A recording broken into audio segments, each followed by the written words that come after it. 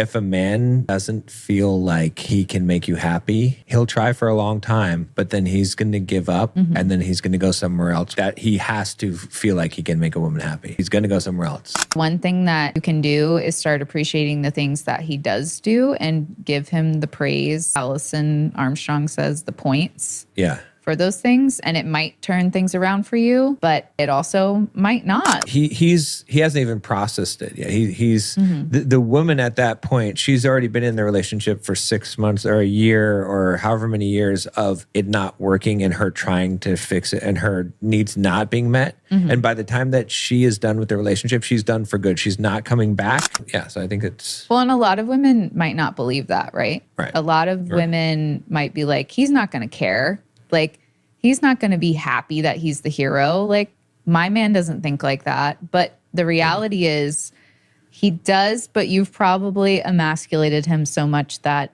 he feels like he can't make you happy. right. So he's giving up. He's not getting any feel good feelings. So you're never seeing him be happy from doing things for you. Yeah. Because you're not showing that you're happy that he's doing the things for you. Yeah. So for a lot of the women that are listening to this and they're like, my husband's not happy doing things for me. He acts like it's a chore and he acts like he doesn't want to do it or he just doesn't do it. That's probably because you've never appreciated him for doing it. You've never told him what it means to you. You've emasculated him.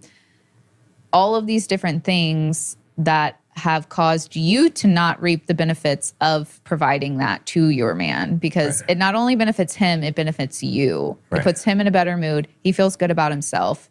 And then in turn, he showers you with those things. And he's also giving you the thing that you're asking for, which is helping you. And I think she said it in this book, if I recall, because there was the one woman that had the problem with her husband that she was saying that, look, if a man doesn't feel like he can make you happy, he'll try for a long time, but then he's going to give up and then he's going to go somewhere else where he has to feel like he can make a woman happy. Right. So he's going to go somewhere else. Right. And it's not to be like a threat, like, oh, your guy, like someone's going to cheat on you. But in reality, he's not going to stay with you, because if he feels like he can't make you happy and he doesn't have, when he's in a relationship, like I said, the source of a man's pride in a relationship and his sense of satisfaction and fulfillment comes from him knowing that he can make his woman happy. If he has no ability to do that, whether that be in bed, in daily life, he gives up. He's defeated. He needs to be able to do that. And so otherwise he doesn't need to be in a relationship. He doesn't see the point of being in a relationship if he can't do that, because that's what his mission is. Men are mission focused. The mission is to make her happy. That's what, you know, and so I think that's important to understand, is that like a lot of men will check out and give up because they just feel like they can't do it. It's not worth the effort because nothing's going to make her happy. Right. So. And if he's already checked out, or you're like, he can't make me happy, or any of those things, the one thing that you can do is start appreciating the things that he does do and give him the praise. And like Allison Armstrong says, the points for those things. And it might turn things around for you. Yeah. But it also might not. Like, I mean, I guess for you, is there a point that men never like come back from? Like, because the hard part is you say that men will leave, but a lot of times they don't actually leave. They don't initiate the divorce. They don't, you know, actually separate. They just go out and find somebody else. Exactly, at that point. Because they're going to find a way to get there. Everyone, always, everyone, doesn't matter who you are, you will find a way to get your needs met. Everyone. This is a golden rule that everyone should realize about anyone, in any relationship, any situation you're in. You can never prevent a person from getting their needs met. They will find some way to get their needs met if you deny it from them.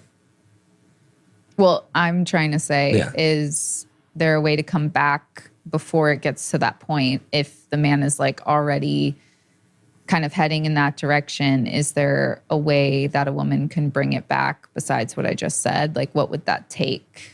I think so. I don't think it even takes a lot, honestly. If he can really feel hopeful again that he can make you happy, then he would rather do that. He'd rather do that than be with another woman. He'd rather do that than go and spend long hours in the office. He would rather do that. So he might not believe it at first.